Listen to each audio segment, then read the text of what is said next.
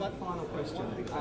Obviously, you're Ukrainian, yet you base yourself and you live in Germany. Could you describe your relationship with Germany and the German people? Germany is my second home, and I love Hamburg, the city where I live, and I love German people for their following, for what they are, and even if in the past, in the history, very past, with my grandfathers and so on, they were in different sides of the river, I would say this way. But you know what? This society developed amazingly, and I was so happy to see the World Championship, Soccer World Championship 2006, which went perfectly. And there were a lot of friends, which means a lot of guests from different countries who were home, who felt themselves at home in Germany. And I really, I don't understand why, but I'm really pleased to know that we as Ukrainians, I don't have German citizenship, I have Ukrainian citizenship, but we were completely adopted from German people, and I'm very proud of it, and the same thing I can respond to German people with everything what they've done to Klitschko brothers in the past 14 years. It has been the same support and the same love we give back to them. Vladimir, you mentioned how impressed you were with Derek Chisora's last fight. When you mentioned your last fight, he wasn't that impressed with your last fight. What do you say to that? Well, he can say whatever he wants to say. We are in a democratic society, and everyone can mention his opinion. If he's not impressed, but it was effective. But he also said that he believes he will knock you out within 8 rounds as well. Well, he said 6 rounds or 7 rounds. Now I hear from you 9 rounds. Before he said I don't have any skills and actually consider me as it sounds like I'm kind of bum boxing, sorry for the language. But then he said, it's going to be a rough, tough fight. So I believe he doesn't understand what is going on, but he'll understand later on in the ring. So he enjoys the media, he enjoys the attention, which is great. And but I think, because also I see myself in it, I think that all the wins and all the confidence that he got in his 14 fights just makes him feel this way. And that's alright, that's okay. I've been there, done that. I love the game plan. I love the plan, the game plan before the fight and the preparation, where Stuart and I will prepare very well, and I will not underestimate Derek Chisora. I will do everything to knock this man out as soon as I see the opportunity. But I have to give a lot of respect to this man to take this fight as easy as he did, and for all the confidence that he has. I love his confidence. It's amazing, because boxing fans expecting exactly what he does. Challenge. He's challenging me right now already. He's gonna challenge me in the ring. Ultimately, you expect to beat Chisora, but 5 fans around the world want to see a fight between yourself or your brother and David Haye. So forget the politics and the contracts. Will this happen? I wish that this fight will happen. We proposed twice, and he bailed out twice. So I hope that David Haye will put his courage together. And first of all, he has to win his November fight to make in the next fight, next year, the fight with Klitschko. Do you think he's just scared of you then? He is. He doesn't have a lot of courage, David Haye, and he's a liar. And unfortunately, I believe that he just overbanned the respect from the fans that he got in the years he's been fighting. I think that he made himself to be a clown.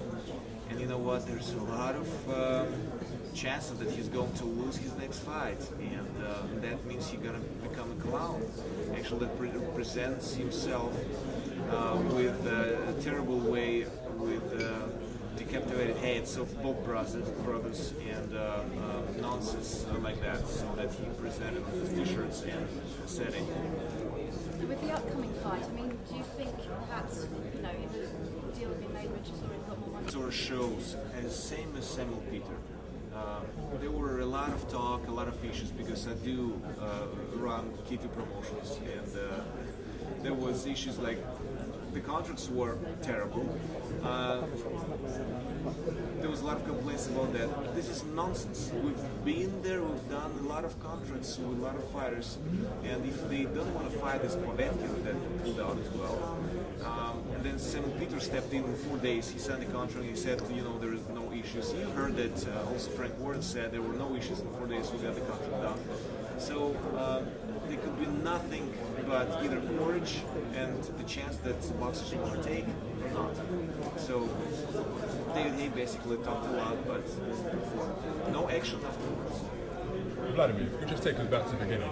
Tell us, how did this fight with you as a dominant heavyweight champion of your era come about with a relatively novice British and Commonwealth heavyweight champion? How was this fight made? How did it come together? I choose Derek Chisora because of his record.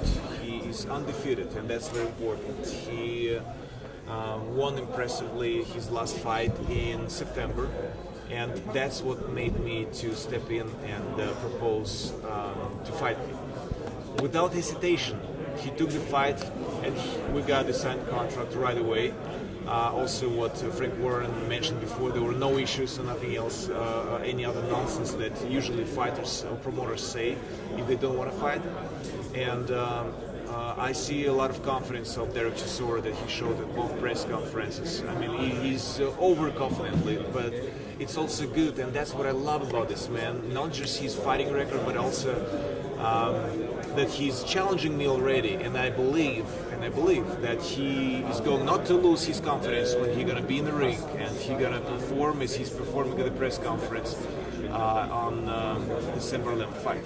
You say you like his confidence, you like his will and determination, but there's a golfing experience, and many people would say a golfing class. How competitive a contest do you expect this to be? And that's what makes sport exciting.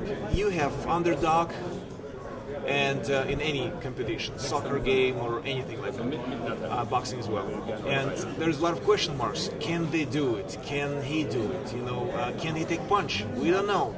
Can he go in a very rough fight through the 12 rounds? Nobody knows. So that's going to be the most exciting thing of the fight, because that's what makes the boxing fans look to this fight, and also because of the history. There was Leon Spinks fighting with Muhammad Ali, and he had only 8 fights, nothing, and he beat Muhammad Ali. So I would say that this fight and this opponent is exactly what we need in boxing. He's fresh blood, he's willing to fight, he's determined, and this is fantastic. Then how does this add to your legacy? If you're the dominant champion of your era, you faced all top rank comers, what do you get if you emerge victorious over a 14-fight relative novice like Derek Chisora? What's in it for you? Derek can only win this fight. I mean, in any perspective. Even if he's going to lose this fight, he's going to win a lot. He will win a lot of attention. His name going to be out there. He can only, if he loses, you know, everyone gonna get understanding. If he's gonna do a little bit better, that's gonna be even better for him. So I think that the choice was right also from his side to take the challenge. I would have done the same thing. If I got a call from Lennox Lewis in years ago, I would love to take the chance. I would love to do it. That's why it's understandable, and I believe that Derek definitely, in any way, deserves respect. A lot of people are saying that you're fighting a Londoner, but a lot of people are saying it's the wrong Londoner. What are the obstacles that keep preventing a mooted showdown between yourself and David Haye, the WNBA champion, from taking place? Well, David Haye talks a lot, but he doesn't perform. Derek talks a lot and performs, which is amazing. So I'm really I don't want to take parallels between David Haye and Chisora, because David is coward, and he's trying to make his way with dirty T-shirts and stuff like that, to get attention. But he's not following through. He's right now he's finding an excuse. I'm retiring next year. Klitschko brothers need to hurry up. What is that? I mean, either you're a fighter and a champion and you do it, or you become a clown eventually. And I believe for right now, for David Haye, it doesn't look well. So because he is getting in the direction to become a clown. How much interest do you have in a unification bout with David Haye? I have a lot of interest, but first of all, David Haye needs to win his next fight on November, whatever, next month, and I'm afraid because he's gonna lose the fight. Anyway, if he's gonna lose the fight, doesn't matter. Then Ole Harrison is the guy, and he's gonna hold the title, and that's what is interesting for Klitschko brothers because we got all the titles you can imagine, but WBA title. So that's gonna be exciting fight and another unification. So just briefly then, just tell us how you see this fight against Chisora going and the outcome of the contest. Give us a summary. Well, I'm expecting a lot of challenge. Eventually, I will knock out Derek Chisora, and he will give everything what he can do, and he can do a lot. He's very, very fast on his feet, and he's very fast with his arms, and I believe that I'm gonna have a lot of fun in the ring, especially the audience and the boxing fans will have a lot of fun watching this fight. In closing, sorry, you say that you are interested in a unification showdown with David Haye, assuming he comes through his next title defense against Wladimir Harrison. What message do you have to David Haye in an effort to get this fight on? What message do you have for him? Oh, David, please don't get knocked out. Vladimir, very many thanks for your time. All right.